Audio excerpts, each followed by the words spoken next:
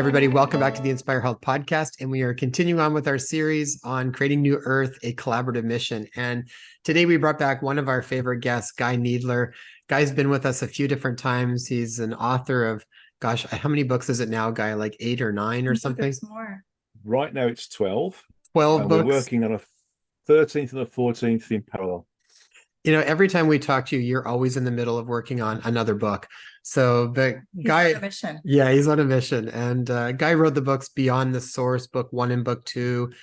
That's these books right here, if you're watching it on the YouTube, as well as Psycho-Spiritual Healing. Fascinating, fascinating work. I honestly don't think I've come across anybody's work that is really anywhere similar to yours. Used to work lots with Dolores Cannon back in the day too. We just recently talked to Suzanne Spooner, and I find this work really fascinating because it's like when we are talking about creating a new earth, when we go through your newest book, and Guy's newest book that we got is the the Uncreated Creation. And when we start to go through that, I can't help but think in some ways, there's really a template for when I think about what can we move to that would be new, a new way of living in the world, a new way of thinking, a new way of interacting with the world. There's a lot of points as I go through your book that make sense to me that this would be a really beautiful way to start to move forward and do things in a different way than how we've currently been doing them. So I will put links to Guy's previous episodes in the show notes as well, so you can check those out.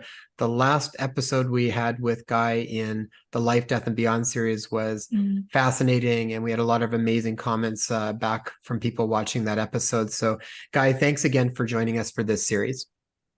Well, thank you very much for inviting me. It's always an honor and a pleasure to communicate with you both and to share some extra knowledge. Thank you.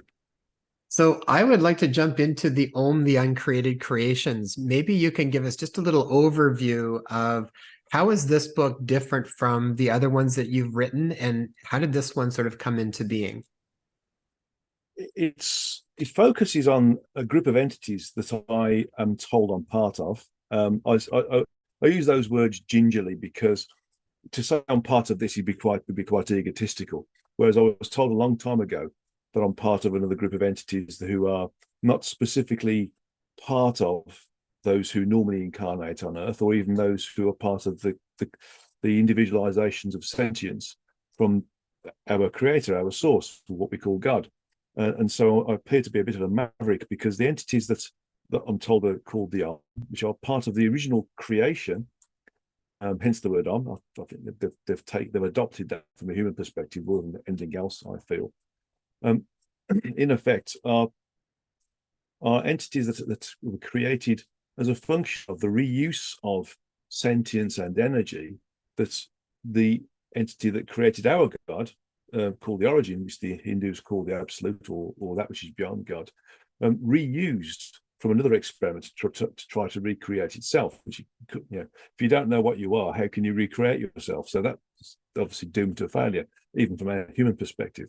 But the reuse of these energies and the sentience was not cleansed, if you want to call that, or not sort of sent back to factory settings, to use a human term or a computer term. And so the sentience that was there was mixed in with other sentience that was supposed to be for the level of entity we call a source entity. And they didn't mix, basically. So there was a number of different entities created, or different genres of these entities created. And the pure Om are those that basically aren't associated with any of the source entities, any of the 12 co-creators that the origin created. And so they wander in between, and they wander in, they do whatever they want to. They're not involved generally, not involved in any form of creativity because it creates responsibility. They weren't creative. They just happened to be created by accident. So if that's where the uncreated idea comes from. Is they actually weren't created, they were part of something that just became uncreated because they were supposed to be part of a source entity or part of the individualizations of sentience that our source entity was going to create to populate a section of itself, or individualized or compartmentalized section of its own structure that we know as the multiverse. So that's where the uncreated part comes from, because they were created and then uncreated. to become individualized. But there are a number of different genres. The pure version is what I'm supposed to be part of, which can go anywhere. There's non-captive on, which are generally associated with, but don't get involved with the, so let's say, within the gravity, if you want to call it that, of a source. They don't get involved within the sphere of energies and frequencies that the sentience of the source occupies. They stay outside of that. Then there's captive on, where they are inside, but they're still individual. They're still individual on, so to speak, but they're not as powerful, or they don't have the same sentient density or sentient quality to allow them to get outside of the source's sphere of sentience within the energies it's adopted. And then there's hybrid on, where there's a much smaller percentages of this sort of sentience associated with the individualization of sentience from the source. And these are basically the same as anybody, really. It's just they're like an alloy, what to call that, of just different types of sentience, but they are within the evolutionary cycle the same as everybody else who incarnates into the multiverse, or uses the multiverse. Guy, you've mentioned in the past, and for those who are, this information is going right over your head, please check out his books for sure, and also the previous episodes that we've done, because I don't want to be redundant. I want to kind of dive into the deeper well of Guy's knowledge, because there's so much to cover. So please check out the previous episodes as well as Guy's books if you're interested. But you had spoken previously of the frequency in which we are residing in which this version of Earth is the lowest frequency. And I'm just wondering, what is Om wanting to do in the lowest of the lowest frequencies at this time? What's your mission? Why did you come? To be honest, I'm not allowed to understand that myself. But what I do know is that the other entities continuously tell me, we still can't understand why you came here. Why did you want to come here and be stuck in concrete? That's basically what it's like. I get the impression that's along with Anne, of which the sentience was that each me was split into two, so they were both part of the same sentience, which is a twinning feature. That happens as well in standard souls, where the same sentience is split between 2 or 3 bodies to get the twins or triplets, and they don't always end up in the same womb, by the way. But I get the impression that I'm here to sort of help people become more aware faster of who and what we are, and not get stuck in the idea that we have the human body. We exist only momentarily, and that's it. It's beyond that. It's looking beyond it. It's looking beyond the universe, looking beyond the multiverse. It's realizing there's an awful lot out there, and it's just not what scientists think it is right now. And there's other entities that are incarnate, that incarnate at a higher frequency, and they are more cognizant of who and what they are, and so they work towards bettering that and increasing their evolutionary progression. And so from that perspective, it's like illustrating that spiritualism or metaphysics or the information associated with those two subjects, which sort of should blend together but sometimes don't, are basically part of the road to enable us to understand what our reality really is. And if you look at it, there are little nuggets of truth that we get given in entertainment. I mean, The Matrix was a fantastic example of recognizing that what we think is reality actually isn't. And so that's a good thing. There's a lady who wrote a book called Twidders, who's another Ozark Mountain Publishing author, by the way. And she interviewed a number of individuals who'd experienced, shall I say, ruptures in the reality or what we call time, and the people were seeing different scenes. You know, one person was in the middle of New York, and then suddenly seeing an image of an Indian before, you know, people from the continent, the European continent, sort of occupied it. And there was, you know, on a horse on a hill, just overlooking the countryside, and so observing these sorts of things is and understanding them and giving them some form of reference point rather than just the, shall we say, the kindergarten spiritual idea about what things are. You know, putting things in terms of, you know, angels or dolphins or flying horses, you know, unicorns, those sorts of things, even down to pixies, elves, etc., etc. He's okay for a start point, but we should be well beyond that by now. And so, me being here and other people being here, who are able to tap into or connect with the higher frequencies, and therefore become attached to higher frequency information, or normally exist in completely different locations, is enabling us to give us a series of steps. I mean, Dolores said we're only here for a moment, and we stand on the shoulders of giants, and we do. You know, I've stood on the shoulder of Dolores because she saw something in me that nobody else did. Well, sent my books. There's an old story about J.K. Rowling where she sent her books out to about 30 different publishing houses, and only one came back, and they were taking a chance. Well, it's sort of something similar with those Art Mountain Publishing, with my stuff. And obviously, I'm not as popular as J.K. Rowling, but the effect on those who are looking for deeper meaning and understanding of what we really are, and going beyond the human body, is one of the reasons why I'm here. And the book on the Om is really explaining a bit more about my relationship with them, and getting more information out of them whilst I'm still here, to enable us to work upon what I've done previously and what other people like Eckhart Tolle have done previously, and of course Dolores and some of the work that Neil Walsh has done, which has been in the similar sort of direction, but not the same level of, shall we say, difficulty to understand, because they're good stepping stones, these people. It's all part of us, you know, being exposed to who what we are, and identifying ourselves as not being the human being, but also preparing us for thinking, behaving, and acting in a much more mature way.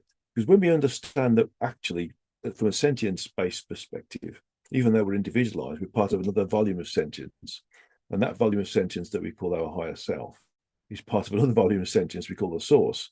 Then we start to realize that we're all one, and when we start to really understand that, then all the idea of famine, wars, discrimination will just go, because we'll start to work together properly. And I suppose me being here is part of that, you know, helping people understand by giving higher concepts, which is stretching for me, and it's stretching for the readers as well. Mm-hmm. I had mentioned that to you just before we started recording, in that every time we pick up your books and start diving in to what it is that you're offering, it's like working our brain in different ways. It's totally expanding the way in which we know and perceive reality. Well, one thing that we were listening to when we were reading your book earlier, and we were sort of going back and forth with the concept, I can't remember exactly where it was at the moment, but it was around the concept of truth, and sort of truth and falsehood. And this idea, I think you were having a conversation with the Om, and it was around the way that you had been thinking up to things was a good use of how you were thinking up until a certain point, and then you had to do something different. And it made me think, you know, there's so much conversation about what's right, what's wrong, what's truthful, what's not truthful. And it just made me think to a point, what is truth? Is there an absolute truth? And is truth really based on context and a very fluid concept? And it makes me think, like, yeah, I will pass that over to you. But it when we were listening to it, or when we were speaking about it, it made it feel like truth really changes. It's almost like in this box of what we know, there's a certain level of truth. And then when we push the boundaries on that and we now need a bigger box, our concept of what is true again has to reshape and reform in a new way. So can you talk to us a little bit about truth and falsehood and that sort of concept? Well, the truth, from my understanding, is what we're A, prepared to see or experience, and B, what we're capable of seeing and experiencing. And that capability is based upon our education and our personal expansiveness, or the level of evolution that we've achieved. And as a result of that, the quality of sentience as part of our soul.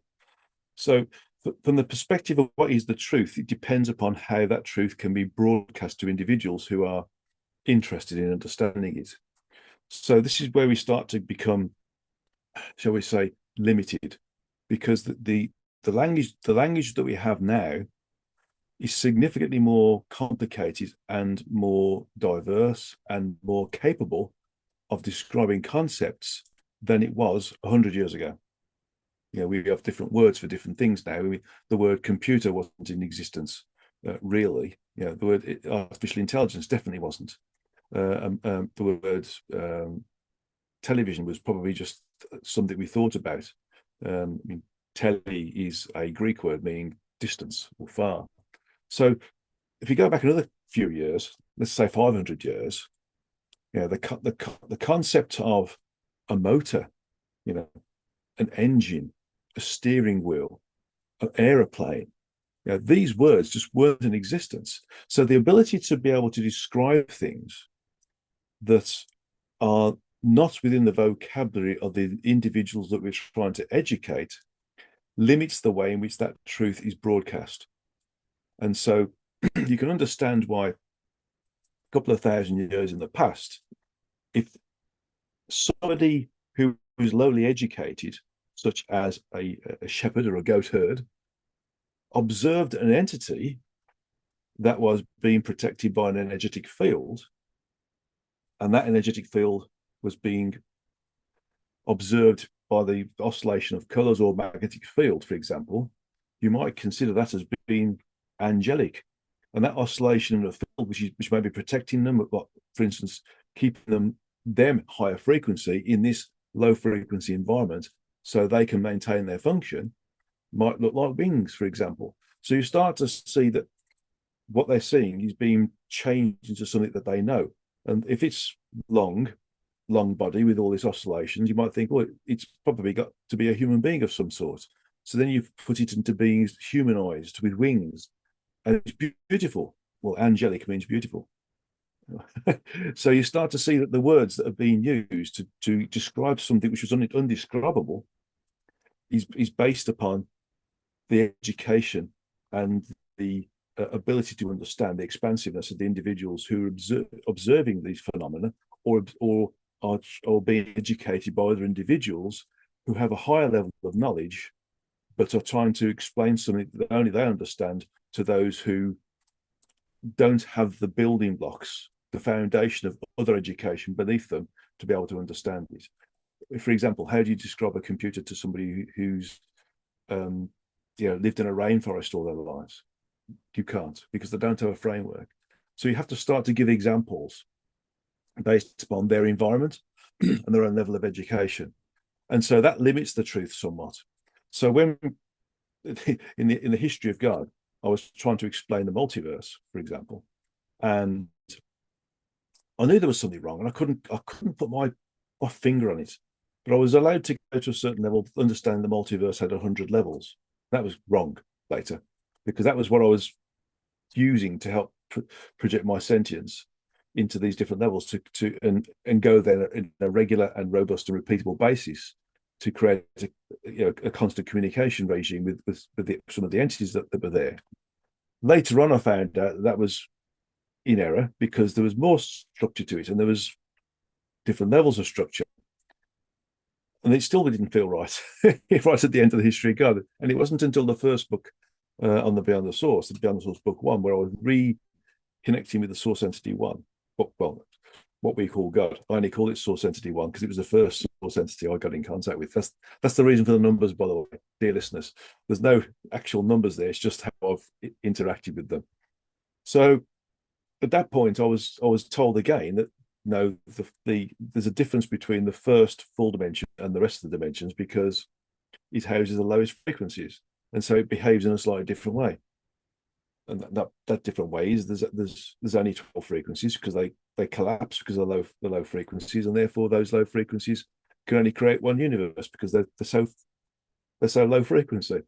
And so the way I can describe that is by having, in the old days, we had lots of floppy disks to load a program onto a computer, but now we can put thousands upon thousands upon thousands of the same file onto a memory stick. It's about finitude and content within the context of fineness. So being allowed to go in the wrong direction because it's slightly in the right direction is how we progress. So the level of truth is out of focus at first. And the more capable we are of understanding more detail later, that focus becomes sharper and sharper and sharper. So the level of truth is based upon what we're capable of understanding and what our teachers are capable of understanding as well, and how they broadcast it to us. And you can see why Jesus used, or other great leaders used parables or stories to explain things because there was no other way they could do it. And I find myself doing similar things by using engineering science to explain things because there's no other way to do it in my mind. There's obviously different ways later, but we'll have to see what those are when the next masters of connectivity come along. You had mentioned I had this meditation or dream a while ago where I had this vision of a black web. It was almost like the texture of goo that was wrapped around our planet, our world.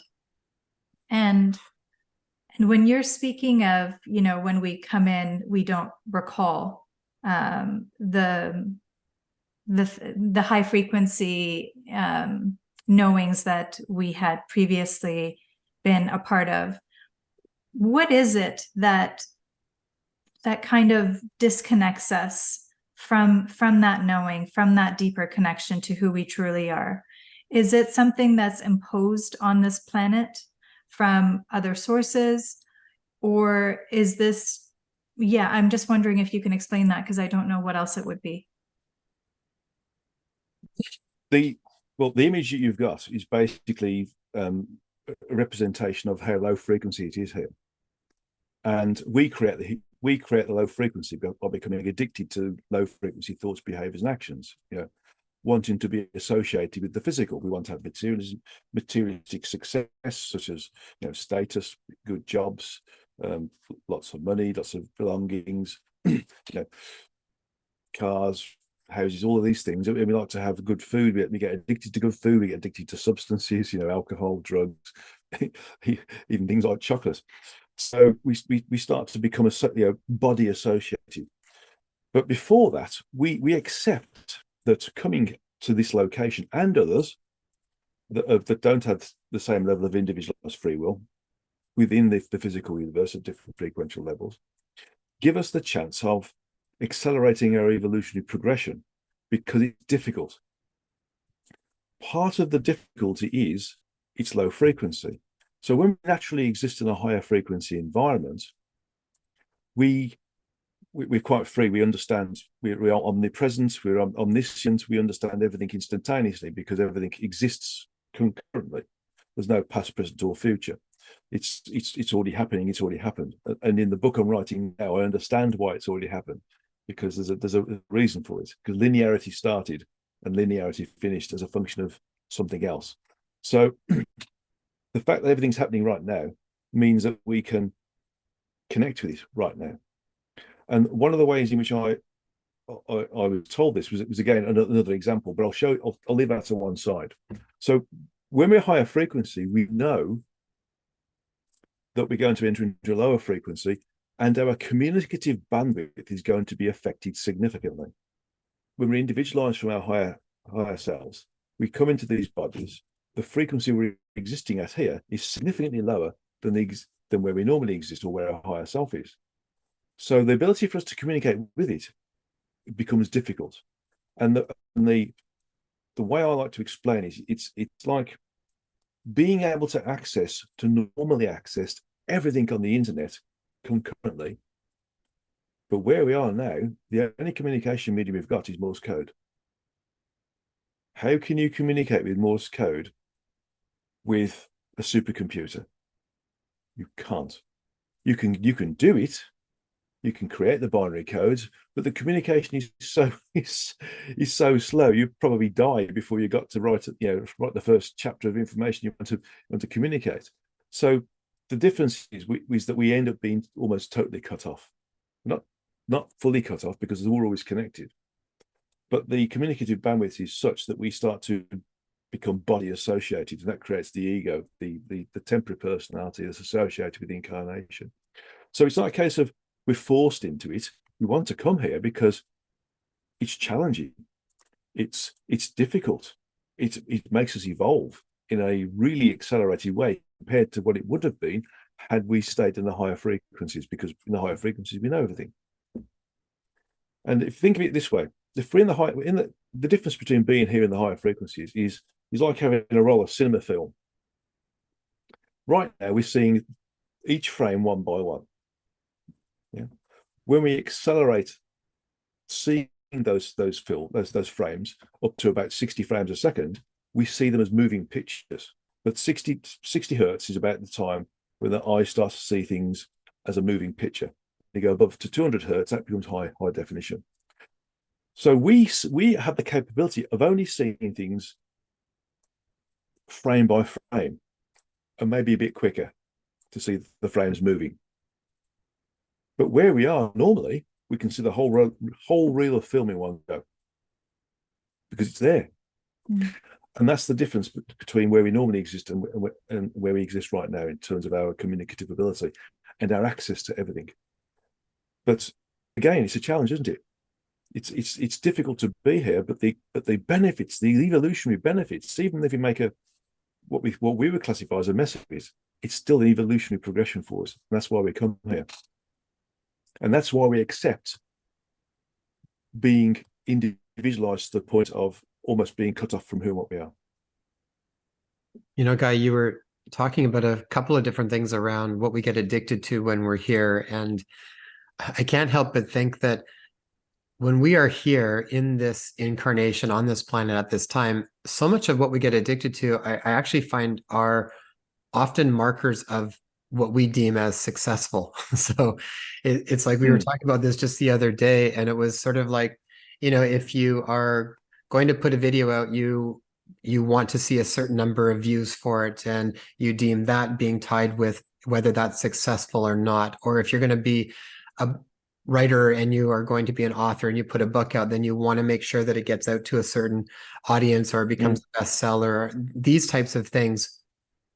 From the Ohm's perspective, what does success look like and how is that different from how I think we deem success now in this incarnation, how it's sort of accepted as what is successful versus what would be if we were moving to a new world of doing things? How would a new perspective of success look like? Well, from the Ohm's perspective, success is not being involved with anything that creates responsibility. because they move up, because once they get involved with any form of creation, then you end up being responsible for that creation. So based upon that, they from their perspective, success is steering clear of creating anything, which is probably why they still can't work out why I'm here, to be honest. But from the perspective of success, it's from our perspective, success would be, again, I keep going on about this, recognizing who we are and an understanding that this really is the opportunity to expand our sentience, increase the sentient quality, increase the sentient density, but through evolution. And to do that, we need to work together.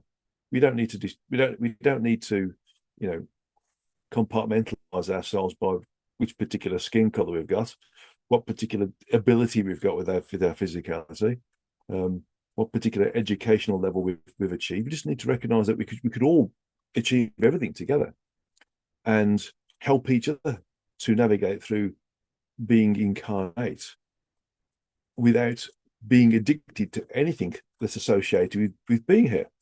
Because one of the things, well, a number of things that are addictive to the point where souls want to come back is they want to experience things like, sensory perception, such as close bodily contact through sex, through eating certain foods, through achieving certain levels of status, to achieving certain levels of wealth, or enjoying the ability to be a certain type of individual, for example, such as specializing in a certain career role. Those are the things that we do. But if we could help each other doing that, and but still not being addicted to it, then that's success. And I guess that once we've done that, I think even the onward understand that to get to the point where you can move away from being addicted to the place where you have to keep coming back to try to detach yourself. It's a bit like a fly trying to get out of a spider's web. It removes all of its legs apart from one, and then puts another leg back to try and remove the other leg. It's got two legs stuck in the spider's web. It needs to understand that maybe it needs to lose the last leg to survive. So it's really about understanding what we've got to sacrifice, and that's a little bit of our freedom to allow us to work together, so that we start to navigate through being incarnate without being stuck in this idea of I've got to be this, I've got to be that, I've got to own this, I've got to own that, I've got to be powerful, these sorts of things. And that's what I think success is from not just from my perspective, but I think the Om's perspective, other than the fact of steering well clear of anything that creates creativity. But in the book I'm writing now, just to sort of help a little bit, there's going to be a point from our perspective, a vast distant event space where there is no more individualization of sentience. We're all going to be part of the origin sentience again, as we were originally. And that's so that the origin can move out of structured space into non-structured space. And so success from that perspective, from a high level of understanding, is accepting that we don't need to be individualized. We accept that we're part of something bigger, and we rejoice in being back in communion with that something bigger. And that for me that's success. Being something bigger, not being a big fish in a small pond, but being the pond, or being the sea, or being the ocean, etc., etc. That's really interesting. So when you speak of that event time space, does this then include, I guess this is a separate question too with regards to artificial intelligence, but are we speaking of all entities, whether they're predatory entities or sources which we've deemed to be separate from the benevolent source? We're speaking of all and everything returning back to the origin? That's right. I mean, it's a long way away. I mean, right now, from our perspective, or from the perspective of when I first started this work, the origin sentience was microscopically small in comparison to the structure, the part, the section of the structure of space it's in. I'm talking about it being, well, uncountable in terms of its size in comparison to where it is now.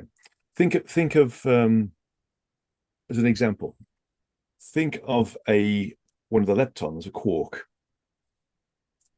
going from that size up to the size of the multiverse, and that wouldn't be big enough.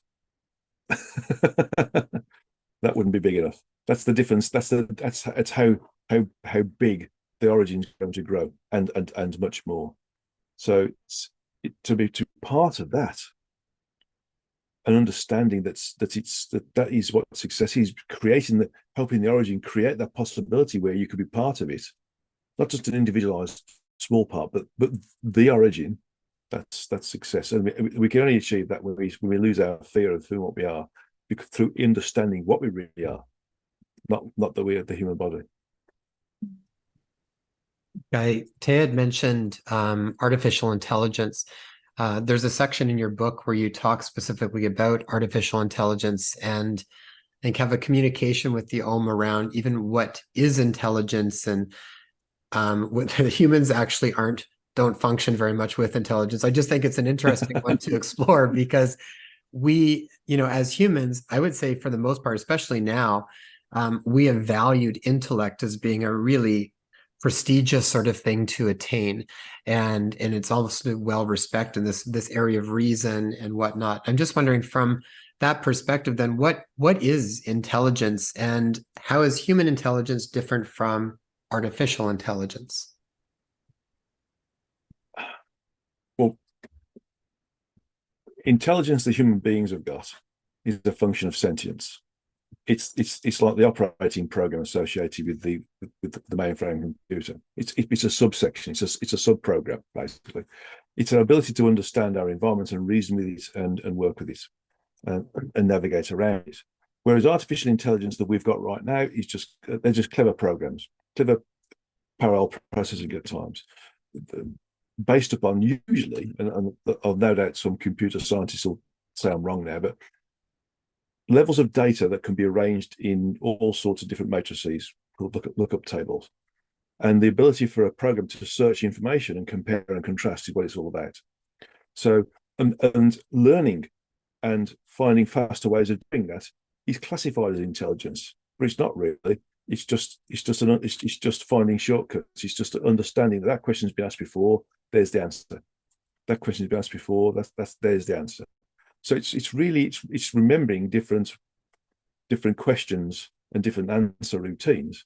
And when the same question comes, and comparing those questions that are coming in now with what's been answered, and then, okay, right, rather than going through this big number crunching routine, I can go straight there because that was asked before and that was the answer.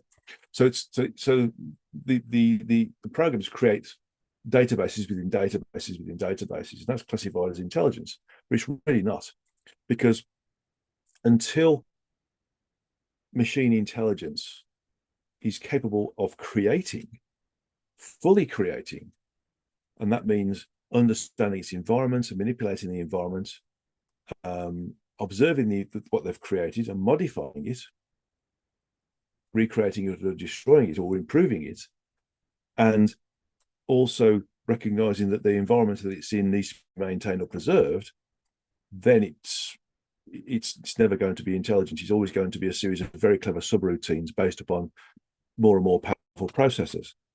The thing with the human body is that we think the brain is what we are. It's not. Clearly, it's the soul. And the soul exists in somewhere called the soul seat. The soul is our sentience. The brain is simply a very complicated junction box that allows the soul to animate the body. And this is why when we have problems with things like dementia, when the soul's leaving, the body's not being controlled very well. Or if you have brain damage, the soul can't control the body very well because the junction box is damaged.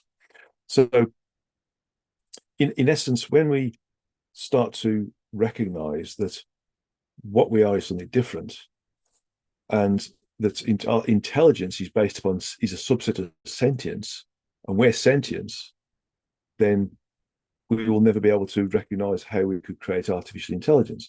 Now, there are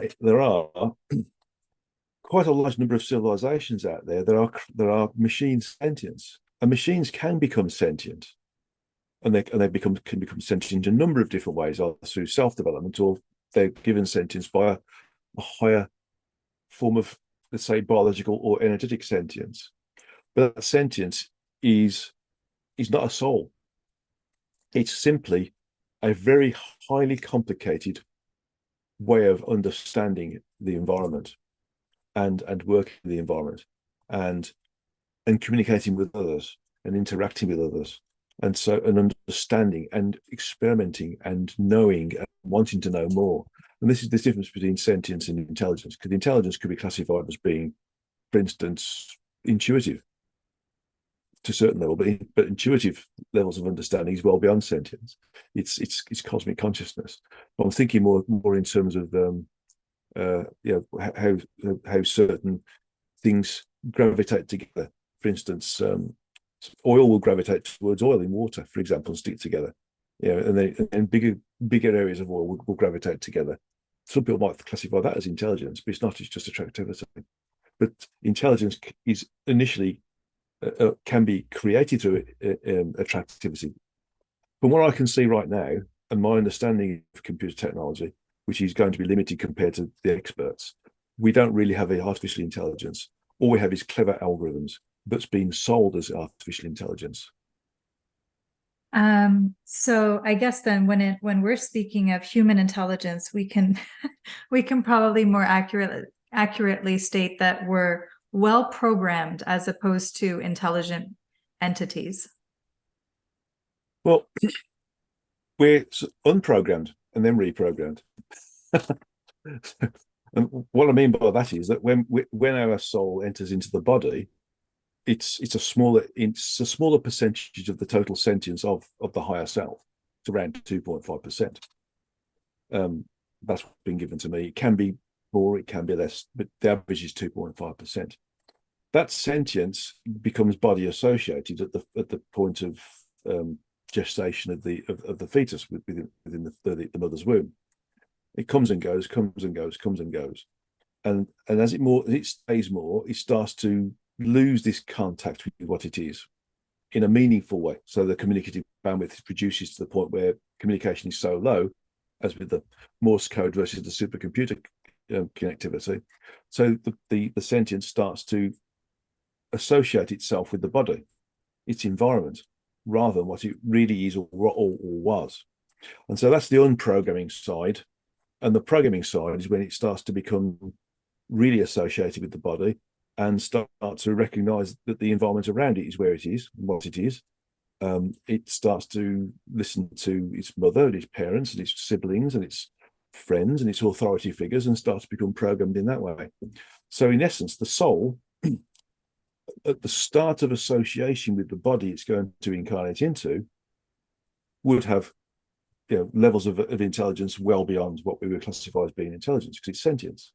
But the sentience starts to deprogram because it becomes associated with low frequency existence and an environment, and so becomes lower than what it is, simply because it can only communicate in, for example, Morse code. And so that means that we lose what we are by being here. It's only temporary though, because when the body demises, we return back to where our true energetic self is.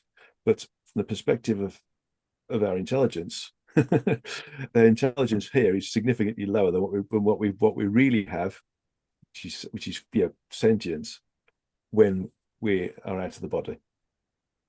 It makes me think of what Oracle Girl or Jacqueline was talking about recently, in that our most important, she said, just remember that your work in this lifetime is done, that your most important priority at this time is open to receive, absorb, and anchor in pure love frequency. And that's really what we're to be doing right now. And is that what I'm hearing from you as well? It's a different way of saying the same thing. I mean, we don't understand what pure love is from a human perspective. All we think of love as being is attractivity that helps us reproduce and liking somebody a lot. But love from an energetic perspective is about full communion with what we really are, being part of the larger volume of sentience that we really are. And so if we can connect with that volume of sentience that we're projected from whilst we incarnate in some way, shape or form, whether it's through meditation, whether it's through being of service, whether it's through thinking higher thought levels, then that achieves the same thing as what you've just described right now as being, we need to connect with pure love energy.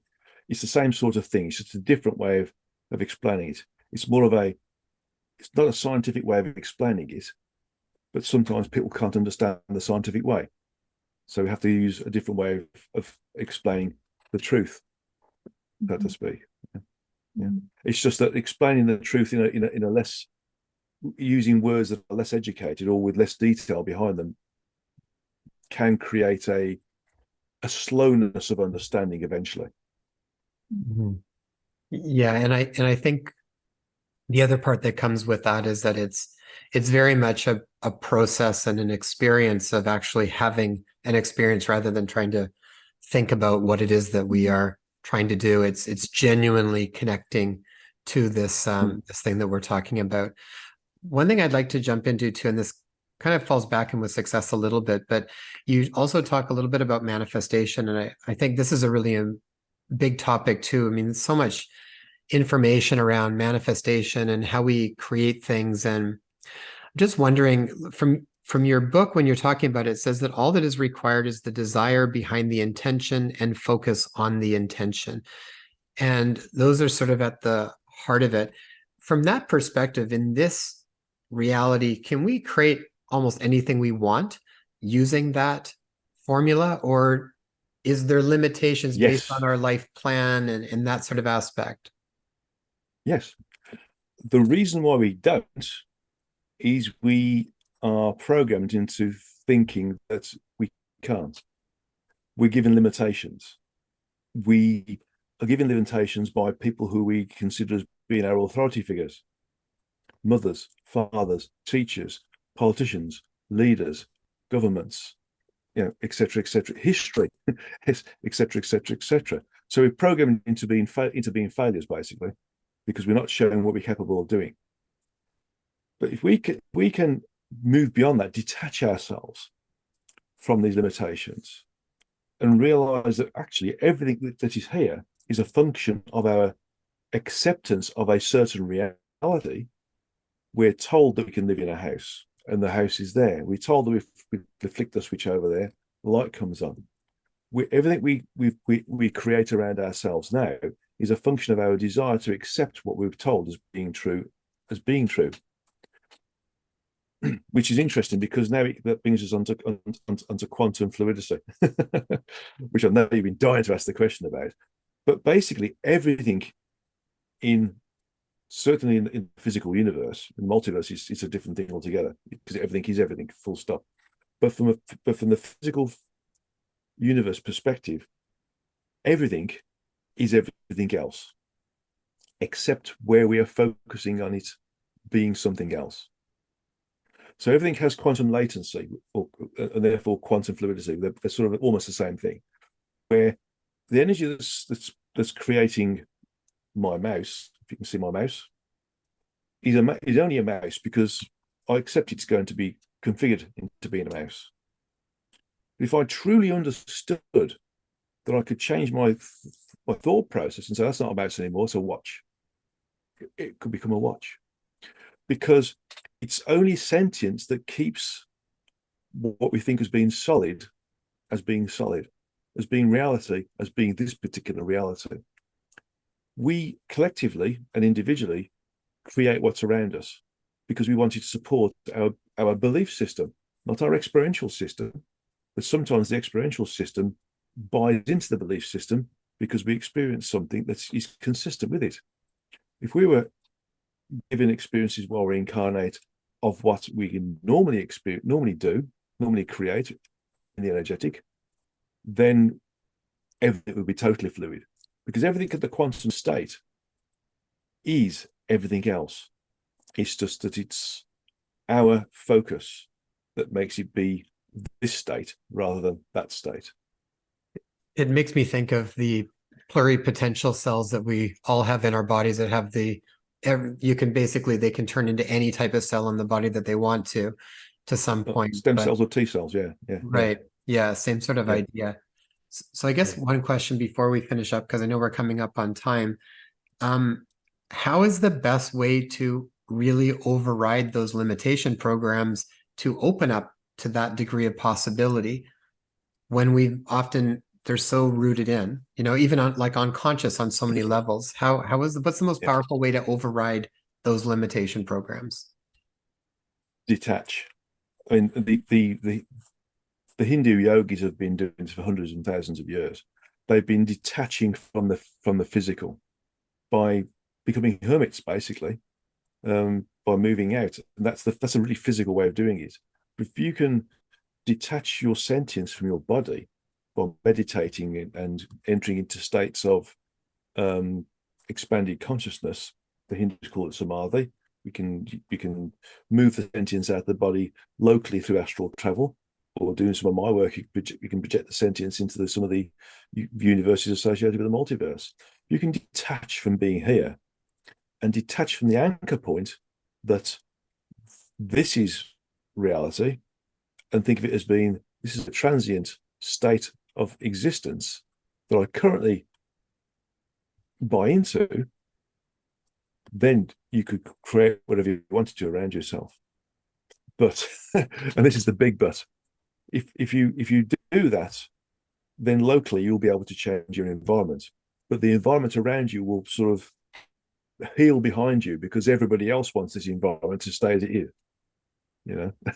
So for instance, if I decided to create an environment where I'm in a state of nothingness, because nothing exists, because I've decided it doesn't exist, then that pocket of nothingness will be absorbed behind as I move through it, through somethingness, because there are in the population around me have a desire, an unconscious desire, for this somethingness, this suburb that I live in, the house that I live in, the sea that's by the side of the house, the roads that lead up to the house exist.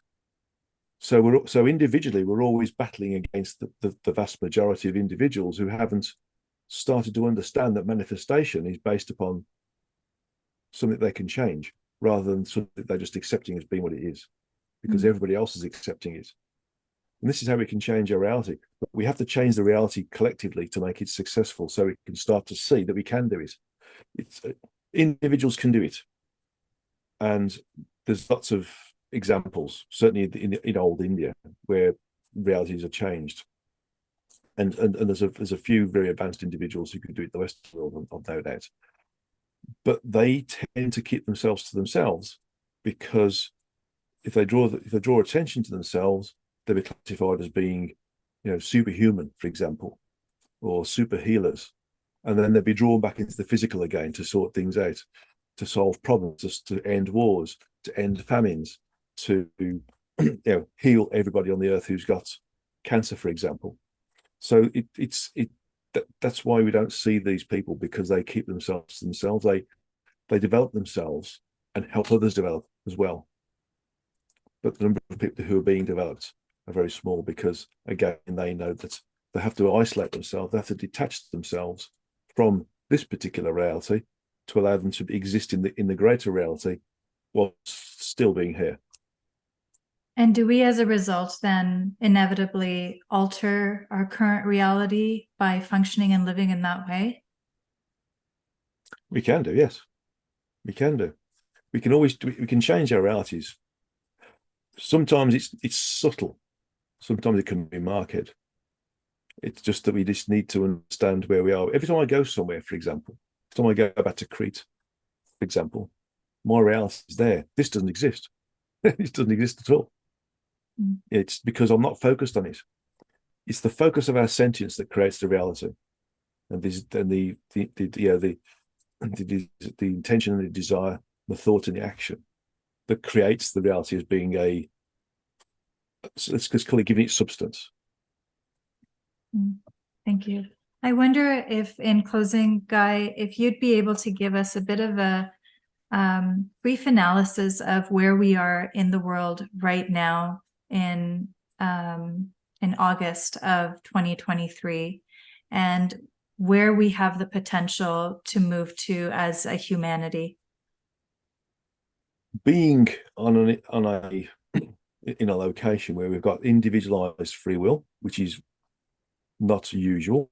We've usually got some form of free will which involves some level of being in a collective in the rest of the physical universe. We have an immense opportunity to be extremely successful in our ability to accrue evolutionary content fast. And where we are right now is in a state of confusion. We were progressing really well up until about 11 years ago, but we lost focus. We lost focus because those things that we were told were going to happen didn't happen, but they happened in a different way. But because we were focused on one way, we didn't see what was going on in the background. So things have dropped down the frequencies, and we've lost some people, spiritual people, lost hope, lost focus, everything else. But we are being shown a number of different things that are designed to help us sit up and take notice and say, hang about, this isn't quite right. One of those is showing that we need to be more clear, that we need to have clarity as to where we are, what we're doing, and how we can exist here. And also that we need to be more mature in how we govern ourselves. And so we've been given leaders who are quite clearly out of control and have no desire to self-govern themselves because they want to do whatever they want to do in the way they want to do it. And so the objective of having total transparency is part of it. The objective of realizing we need to govern ourselves and police ourselves is another part of it. And then looking after the environment is another part of it. Working together as a community is another part of it. We saw bits of that sort of working together in a community with the COVID period. Last time we saw that was in the Second World War. 70 odd years ago, nearly 80 years ago. So these sorts of things, we work together, helping each other selflessly, part of becoming one again, caring for the environments, looking after the animals, reforesting the rainforest, part of being mature, behaving ourselves, not committing atrocities or wars, part of progressing. So all these different things are sort of being transparent with each other, prelude to telepathy. Because once you know telepathy, you know everything everybody else knows because you're all connected. So we're on this sort of knife edge right now, where we can go that way or that way, and it's sort of teetering one way or another. So that's where we are. It's a bit of a state of confusion, but we're being given lots of little aberrations in the matrix to give us the understanding that there is a different way of existing, and we need to sort of pay more attention to the aberration, because the aberration is the truth, not what we think is the truth, which is the thing we see mostly. Thank you. Guy, where can people learn more about the work you're doing and the newest book? The website, www.beyondthesource.org, that's one word, is there. All of my books are on there. There's a little synopsis of each of the books that I've written, and I'm writing is there as well. There's also correspondence courses that people can join in to enable them to basically do what I do, basically, to teach them to do that. There's also the healing courses there as well. And there's the World Satsanga books as well, which are a compendium of all of the questions and answers and lectures I've done over the last 11 years, which are there in three books together. That gives you sort of also an idea of how I've progressed and how the people I interact with progress as well. And of course, the books, they deal with how to navigate through your incarnation here, which is the book called Avoiding Karma. And then there's the Understanding the Greater Reality, which is the history of God, the Beyond the Source books, The Origin Speaks, The Curators, the Om book, and the book I'm working on now, which is called Beyond the Origin, which is beyond the current understanding of the origin. And of course, you've got the Psycho-Spiritual Healing book, which also works on the same sort of concepts that I talk about, and also we've discussed today as well. Yeah, there's literally volumes and volumes of information. So for anybody out there who is attracted to this information, this is calling to them, go and dive into it. There's lots of information, and I'll put links to the previous episodes we did with Guy as well. We did do one on karma specifically. So Guy, thank you very much for your time. Thank you. It was an absolute pleasure talking to you, and we look forward to doing it again soon. Okay, thank you very much.